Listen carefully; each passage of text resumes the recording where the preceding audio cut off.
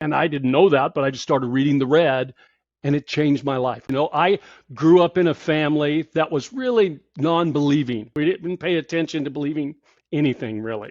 And so when I got to college, I didn't have much of a faith in my life. I just didn't have hardly any spiritual background at all.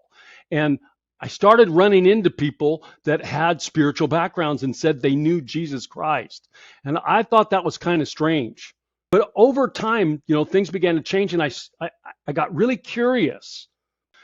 But I got curious when the same story kept coming my way, and I started reading the scriptures. And I didn't know anything about the scriptures, and I didn't. But somebody had given me a Bible, and it had red words in it, and I'd never seen a book with red letters in it before.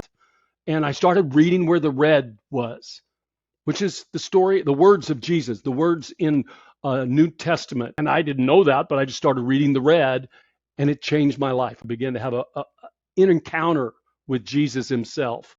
And I went on my knees one day and said, I don't know if this is true or not, but I want to know.